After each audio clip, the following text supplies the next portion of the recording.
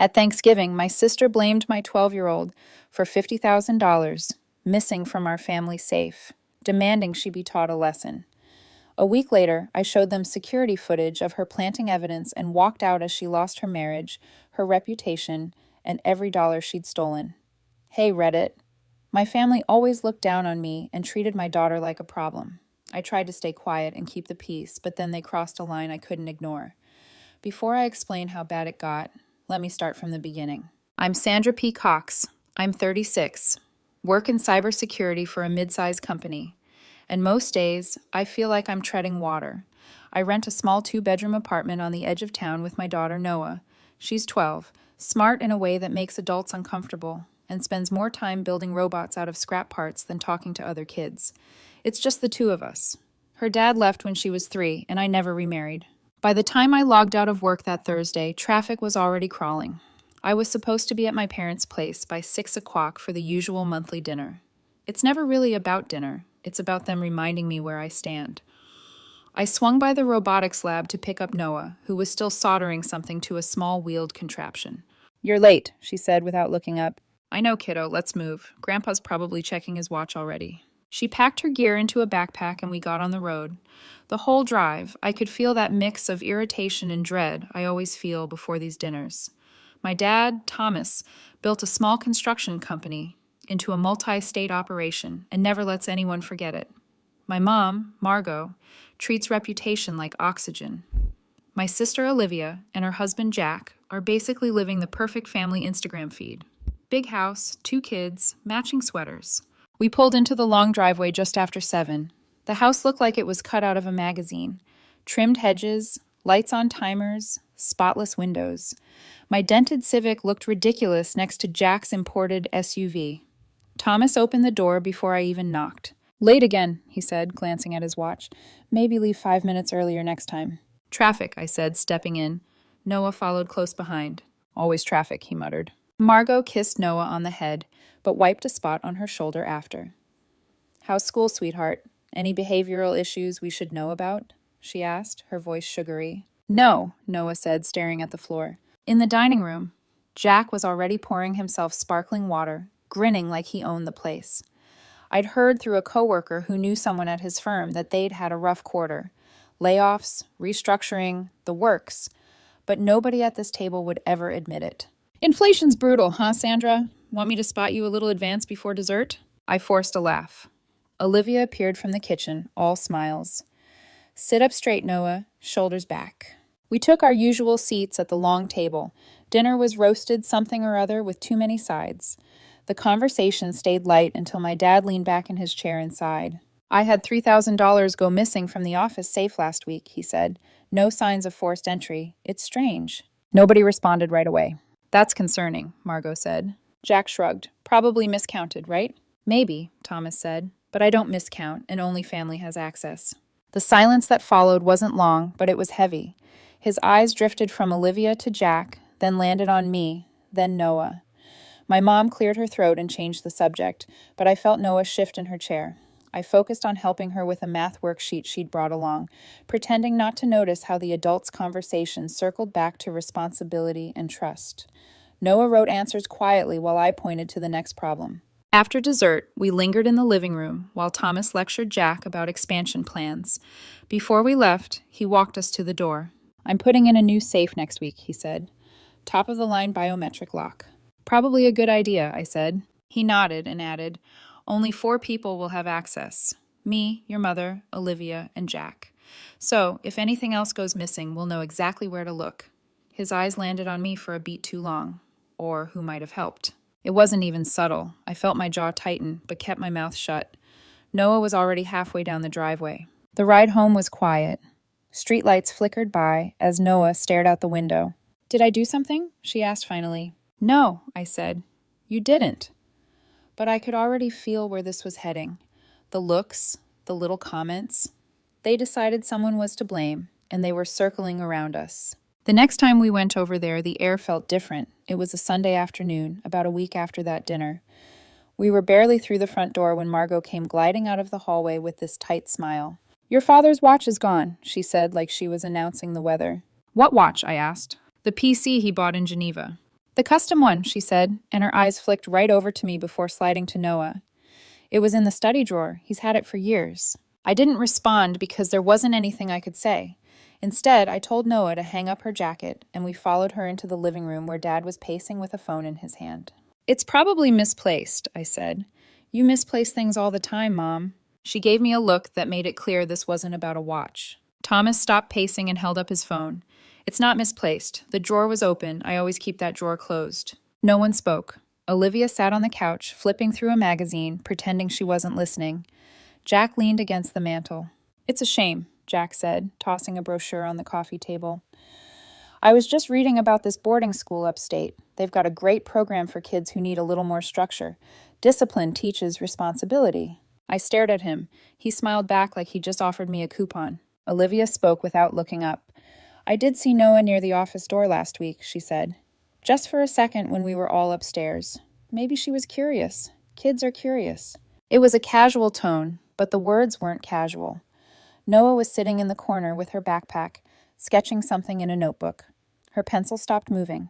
We're not doing this, I said. Doing what? Olivia asked. We're just talking, Dad sighed, the way he always does when he wants to sound disappointed instead of angry. I've tried to be patient, he said, but we have to be realistic. If something else goes missing... It won't, I said, sharper than I meant to. The rest of the visit was short. I made an excuse about homework, and we left before dinner. Noah didn't talk on the drive home, just stared out the window like she did last time. At one point, she asked if she could skip the next visit. I told her no, but I understood why she wanted to. Back at the apartment, she went straight to her room. I cleaned up the kitchen and sat at the table, scrolling through emails I wasn't really reading.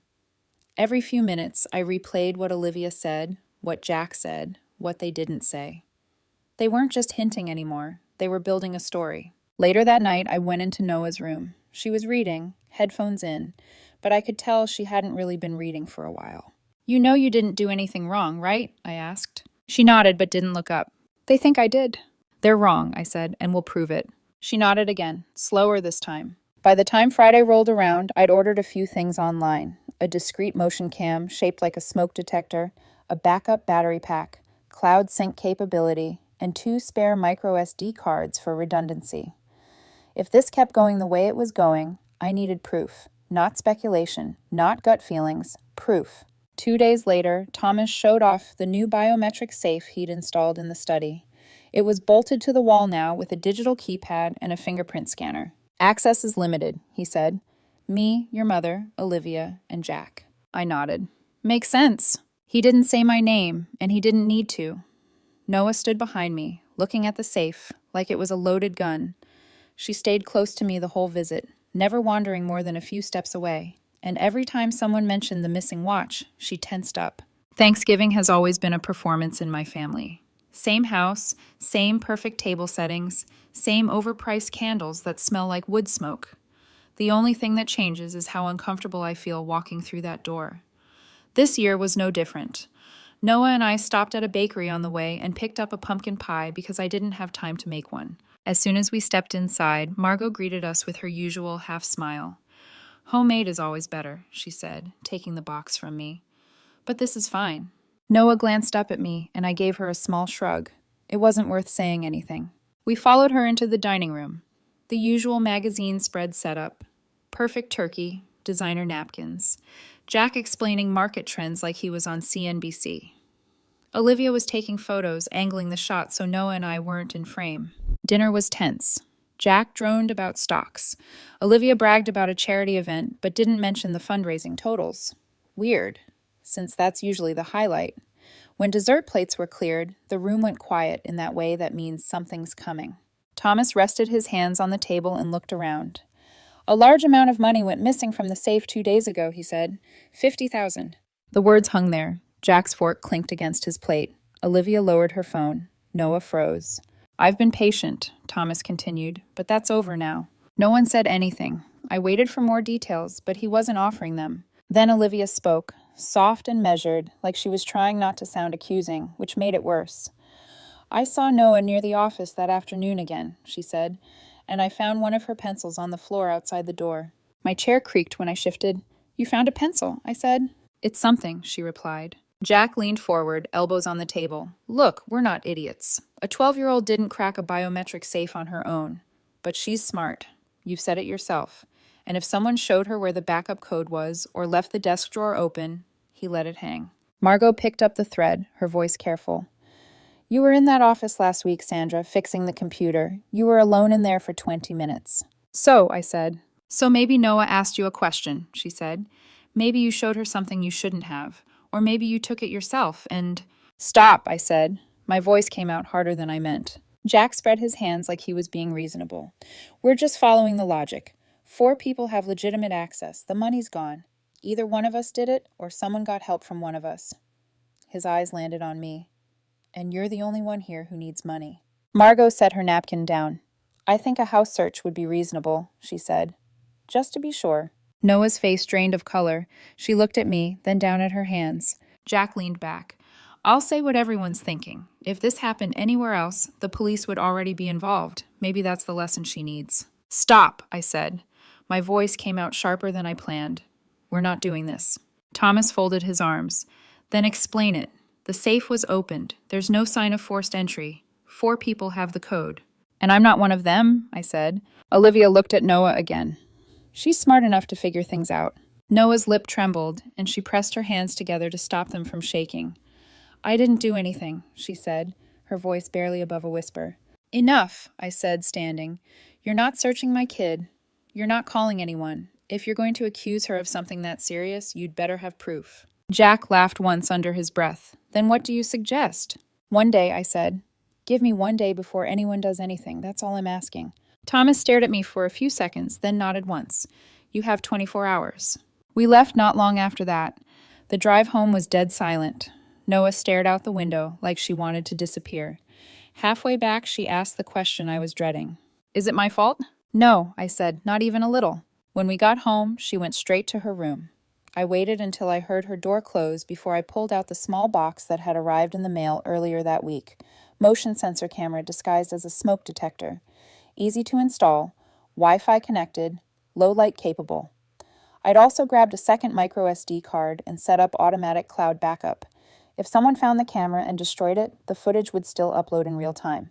Belt and suspenders. I grabbed my tool bag and the little step stool from the closet and drove back to the house while I knew they'd all be asleep from too much food and dessert.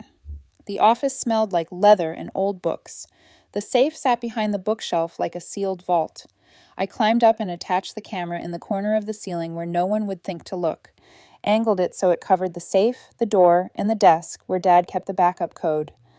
Then I tested the cloud sync twice to make sure it was live. I checked the feed from my phone. Clear view, motion sensor armed. Back home, I peeked into Noah's room before I went to bed. She was asleep, curled up with a blanket pulled over her head. They're wrong, I said softly, even though she couldn't hear me, and we're going to prove it. I didn't know what I'd catch or how long it would take, but I knew one thing with absolute certainty. The next time something went missing, there'd be no stories, no guesses, and no way anyone could put my daughter's name on it again, or mine. 6 days after Thanksgiving, I was in bed, half asleep, when my phone buzzed. At first, I thought it was a random notification, but then I saw the alert from the motion sensor. Office movement detected. 1:14 a.m. My chest tightened. I opened the app. The camera feed showed the office door opening slowly. A figure stepped inside. The light was dim, but the night vision caught every detail clearly enough. It was Olivia. She wasn't rushing or panicked. She moved with purpose, calm and collected like this wasn't the first time. She slipped on gloves, pressed a few buttons on the safe's keypad, and waited. The lock clicked open. She pulled out a stack of cash, maybe 2, and stuffed them into a large designer tote. Then, before leaving, she reached into her pocket, pulled out a pencil, and casually dropped it by the door. One of Noah's, the same type she always used for sketching.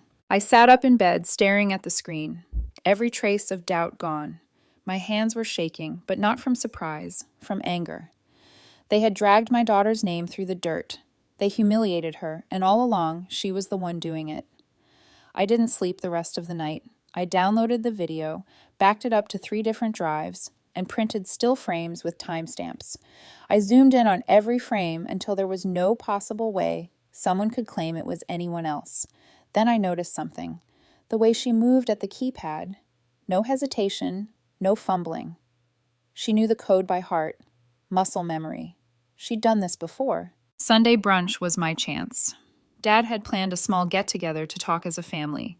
I said yes immediately. When Noah and I arrived, Olivia was already there, dressed like she was going to a fashion shoot. Heels, expensive coat, makeup perfect. She barely looked at us. Jack was on his phone, silent. Margot greeted us with a brittle smile, and Dad stood by the kitchen island with a mug of coffee like he was preparing for a speech. We barely sat down before she did it. "I'm not dancing around this," she said, voice bright. "Noah stole the money." No warm-up, no testing the water. She lobbed it straight across the table and leaned back like a judge delivering a ruling. Noah flinched. Fork slipped and clanked. I pushed my chair back and stood up. I walked to the TV, plugged in the drive. "You're so sure it was her?" I said, staring right at her. "So sure it was me, that I'm some broke deadbeat who'd rob her own family and drag her kid into it?" I looked around the table. "You all decided that weeks ago, didn't you?" No one answered. "Then tell me, Olivia, what's your excuse for this?" I hit play. The video rolled. Empty office. Door opens. Olivia in frame. Gloves. Keypad. Safe yawns open. She takes stacks, neat and fast. No panic. Then the pencil drop. Her hand opens. The little yellow stick hits the floor and spins once. She leaves.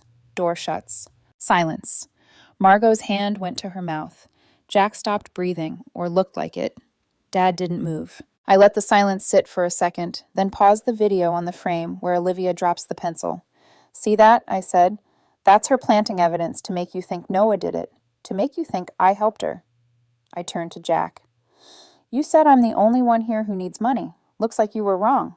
Olivia didn't look at me. She looked at the ceiling like she was bored. "That's not what it looks like," she said. "Flat." "It's exactly what it looks like," I said. "You stealing and planting a pencil to point at my kid." "It was a loan," she said. I was going to put it back. "You don't understand what kind of pressure I'm under. Dad keeps promising help, then changing his mind. Jack's comp is all over the place. We're 3 months behind on the mortgage. The kid's tuition is overdue. Our credit cards are maxed. I manage more than any of you see, and I had no choice." Jack spoke without looking up. "How long?" "Don't start," she said. "How long, Olivia?" She pushed her chair back a little. The scrape loud. "The watch was 6 months ago. The 3,000 was before that. I thought I could fix it before anyone caught on." Jack's face went pale. "A year? You've been stealing for a year." "Borrowing," she snapped. "This family spends like a brand. I keep it all lined up. Events, charities, the people who matter. That requires liquidity sometimes. Nobody complains when it looks good on the outside." I pointed at the screen, froze the frame with her face caught in the corner. Liquidity is not ripping a safe and blaming a 12-year-old and her mother. She flicked her eyes at me, annoyed. "I needed someone to take the fall. You were already struggling. It was believable." She said it like she was explaining a business decision. "If you just kept your mouth shut and let Dad write it off, none of this would have happened." Margot found her voice. "This can't be real. Maybe it's edited." I held up the second drive. Motion logs match the keypad access. Time sync on the footage and the device. "If you want, I'll walk your lawyer through it. Or the cops." Dad finally spoke low. "Change every code today. She doesn't touch the safe again." Olivia rolled her eyes. "This is ridiculous. I said I was putting it back. You're all acting like I burned the house down." She gestured at the table like a host, scolding rude guests. "Do you have any idea how much of this I plan? Who I chase for donations? Who I smooth over when Dad snaps at the wrong person? I keep this family from looking like amateurs." Jack stood up. "You keep this family looking expensive, not the same thing." She shot him a look. "Don't you dare. You don't even see the mess I clean up after your bad trades." He laughed once. No humor. "There it is. Blame everyone else. Question. Did you ever plan to stop?" She didn't answer. I stepped closer to the table. "Noah heard you last week at Thanksgiving. She heard her aunt say she stole. She hasn't wanted to come back here since. She won't even walk upstairs in this house. That's what you did." She lifted her chin. "She'll be fine. Kids bounce back." "Not from adults making them a target," I said. Dad's hands were on the island now, fingers white. "Olivia," he said, "you are out. Accounts, office, anything with access. Sophie will finalize it. Olivia's tone sharpened. You're really going to cut your daughter out because your other daughter can't pay her rent on time? This isn't about me, I said. It's always about you, she snapped. You get to be the martyr because you drive a cheap car and bring store pie, and somehow I'm the villain for making sure our name still means something in this town. Jack pointed at the TV. Villain has video now. She pivoted to Noah like she could talk past me. Sweetheart, nobody wanted to blame you. We were just worried. Noah looked at her lap. She didn't say anything. Her shoulders were tight. Don't talk to her, I said. Margot stood, chair legs scraping. We can handle this privately. No reason for police. People talk. I looked at Dad. I'm not here for your image. I'm here because my kid deserves her name back. Dad nodded once, eyes still on Olivia. You'll repay every dollar, he said. With terms. If you refuse, we go to the police. I don't care who hears. Olivia laughed, tiny and mean. You won't. You care too much about how you look. Try me, he said. She stared him down, then looked at Jack. You're with me on this. Jack shook his head. I'm with the facts. The room felt small. The air was tight. I pulled the drive from the TV and pocketed it. You took money, I said, and then you tried to take something you can't replace. You tried to make everyone believe I was a thief, that I'd use my own kid as a scapegoat. That's not pressure, that's character. Olivia folded her arms like a queen, bored of a petition. Go ahead, act righteous. When this blows over, I'll still be the one people call. Not in this house, Dad said. I touched Noah's shoulder. We're done here. No one stopped us. In the hall, I grabbed our coats. Through the front windows, I could see the perfect hedges and the 2 clean cars, and thought how none of it means anything if this is what sits behind it. In the driveway, Noah finally spoke. Are they going to believe it? They saw it, I said. Believing is their problem. She nodded, small, like that answer was enough for now. We got in the car. I started the engine. Behind us, the house stayed quiet. And for once, I didn't care what was happening inside. The Monday after that brunch, I sat across from Sophie in her office downtown. It was one of those clean, minimalist spaces with no clutter and too many certificates on the wall. She clicked her pen twice before she spoke, like she was rehearsing how blunt to be. Legally, this isn't just theft, she said, flipping through a thin folder. It's unauthorized access to secure property. If she touched any paperwork or digital files in that office, we could be looking at fraud too. The police would take it seriously. I nodded. What happens if we don't go that route? Then we go civil, she said. A restitution agreement, a repayment plan, and permanent removal from all financial accounts and trusts. Either way, Olivia loses all access, effective immediately. Your father's leaning toward not pressing charges. He's trying to protect the family name, I said. But I'll warn you, Sophie continued. Without legal action, it's easier for her to try something again. Boundaries have to be airtight. I understand, I said quietly. He'd rather lose the money than lose clients. That's always been his play. Sophie clicked her pen again. Just make sure he understands that civil restitution doesn't scare everyone the same way criminal charges do. Later that afternoon, I was at the house again. Thomas had every account binder and trust document spread out on the dining table. He'd been on the phone most of the morning with bankers and lawyers. She's gone from all of it, he said without looking up. No signature rights, no authority, no access. Olivia wasn't there. Jack was, briefly. He came in carrying a duffel bag and didn't even make eye contact. He told Thomas he was taking their daughter to stay with his brother for a while. He didn't say when he'd be back. I need space, was all he said before leaving. That night, Margot texted me. You didn't have to humiliate her like that. I stared at the message for a few seconds and then put the phone down without replying. By midweek, the story leaked. Anonymous posts on business forums, debt collectors calling the office. Olivia's carefully maintained image was collapsing in real time. She called me 3 times that day. I let everyone go to voicemail. The next morning, she showed up outside Noah's school. She saw her through the gate when they were lining up for recess and froze.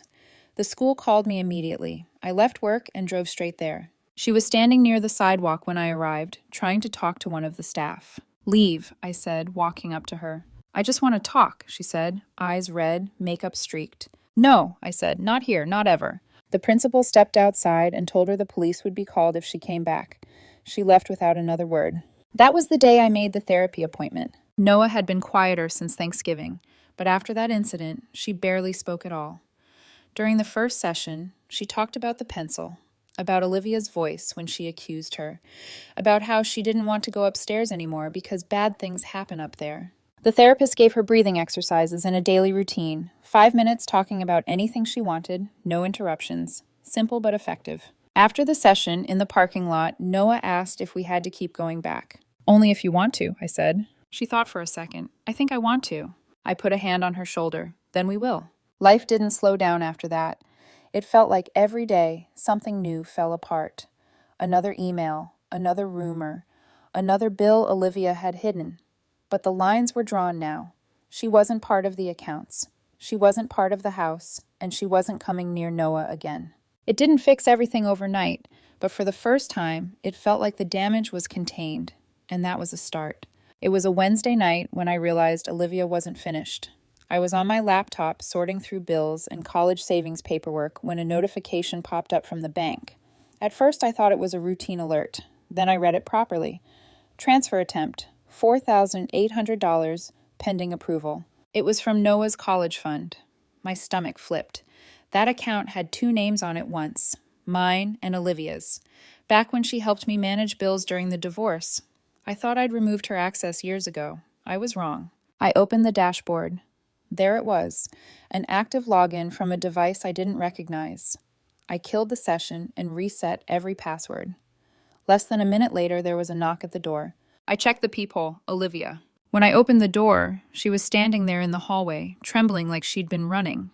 Mascara smudged, hair a mess. Her tote bag hung off one shoulder like she'd thrown it on without thinking.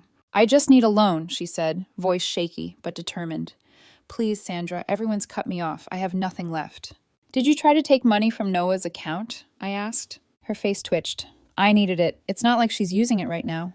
"It's her future," I said, "and you don't touch it." She stepped forward, trying to get past me. "I'll pay it back. I swear. I'll get a job. I'll fix everything. I just need a start." "Leave," I said. "No," she said quickly. "You don't understand." I said leave. Her eyes darted around the apartment behind me like she was calculating how to stay inside. "I'm your sister," she whispered. "You're really going to turn your back on me? You already turned yours on us." The argument escalated fast. She refused to move from the doorway. I repeated myself over and over, each time louder than before. She started crying, then shouting, switching between anger and desperation. "You think you're better than me?" she yelled. "You think you're perfect because you've got your boring little job and your sad apartment? Get out." A door down the hall opened. My neighbor, an older guy who usually minded his own business, peeked out. "Everything okay here?" I nodded quickly. "It's fine, sorry." It wasn't fine. The shouting continued until another neighbor must have called the police. 10 minutes later, 2 officers showed up. One of them asked me what was going on, while the other pulled Olivia aside. "She tried to access a bank account," I said. "I want her to leave." The officer turned back to her. "Ma'am, you need to go now." She glared at me, still crying, and for a second I thought she might push past them, but then she turned and walked toward the elevator. Just before the doors closed, she muttered, "You'll regret this." I didn't press charges. I could have. The officer told me I had enough grounds to, but I just wanted her gone. The next morning, Sophie called me. "I'm filing a restraining order for you and Noah today," she said. "It'll keep her away from your apartment, her school, anywhere you two spend time. No physical contact, no calls, no third-party messages. She can still send mail for court-approved restitution payments. That's a standard exception. But that's it. Thomas is doing the same for the house." I agreed without hesitation. By the end of the week, the paperwork was done. The court order was official. Olivia couldn't come near us or the property without risking arrest. Thomas signed a new trust documents that removed her permanently from any family accounts. Jack filed his separation paperwork the same day. That night after dinner, I sat with Noah on the couch. She was building something with her robotics kit while a documentary played quietly on TV. I paused it and told her about the order. "She can't come here anymore," I said. "Not to the apartment, not to your school. That's the rule." "For how long?" she asked. "For now," I said. "Maybe not forever, but for now we're safe, and that's what matters." She nodded and went back to her project. For the first time in weeks, her shoulders didn't look so tense. 2 years passed. Life didn't snap back into shape, but it settled into something steady. I left my old job and joined a smaller cybersecurity firm. The pay wasn't as high, but I clocked out on time, and I was home for dinner almost every night. Noah was taller now, her voice steadier. She split her time between coding projects and drawing in a sketchbook she'd started during therapy, pages of rooms and doorways and empty hallways. Her therapist said it was about safety, about control. I think she was right. The family wasn't the same either. Thomas sold part of the company and retired quietly. He lived in a smaller house on the edge of town now, nothing like the old mansion. We saw each other once a month for lunch. We talked about normal things, the weather, work, sports. Whenever the conversation drifted toward the past, we both let it die on its own. Margot moved into a condo closer to the city. We spoke even less. When we did, it was polite but hollow, like two people pretending they'd never said the things they'd said. Jack remarried a year after the separation. I saw a photo online once. Him, his new wife, and his daughter in a backyard I didn't recognize. I didn't comment. I just scrolled past. And Olivia, she was still out there. Word was, she worked at a small diner one town over. I never went there, but I didn't need to. Once a month, a plain envelope showed up in my mailbox. Inside was a money order, always the same neat amount, always without a note. I scanned them and saved the receipts in a folder I'd labeled restitution. It wasn't forgiveness. It was a record. When Thanksgiving came around that year, it was different. Just our little rental house, a small turkey, mashed potatoes, and a pie. We actually baked ourselves this time. 2 coworkers who didn't have anywhere else to go joined us. We ate at the coffee table with the TV on mute, watching a game without really following it. It was simple. It was peaceful. And it was enough. After dinner, I was washing dishes when I heard Noah call my name from the door. There was an envelope on the mat outside, no return address. The handwriting was hers. I opened it at the table. It was just 1 page. I was wrong. All of it. I know I can't fix what I did to her. I'm paying back what I took. If she ever wants to talk when she's older, I'll be around. If not, I understand. That was it. No apology beyond that. No explanation, no begging, just those words. I folded the letter and carried it into Noah's room. There was a small wooden box on her shelf, old school projects, a photo of her smiling next to one of her early robot builds, and a few small keepsakes from when she was younger. I placed the letter inside and closed the lid. I didn't text anyone about it. I didn't call Thomas or Margot. I didn't even tell Noah right away. I just sat back down on the couch next to her. She was sketching something new, a machine with long arms and tiny gears. "What's this one?" I asked. "A sorting bot," she said. "I want to make it separate screws by size." "Think it'll work?" She nodded. "Yeah, I think so." I smiled. "Then let's figure it out." The night ended like that. No arguments, no accusations, just plans for something that hadn't been built yet. The past hadn't disappeared. It never would. But the noise was gone. The weight was lighter. And for the first time in a long time, the future felt like something we could shape instead of something we were just trying to survive. Blood, I realized, was complicated. It always would be. But trust, that was different. Trust wasn't automatic. It wasn't owed. It was something you earned piece by piece. And it was the one thing no one in this family would ever take for granted again.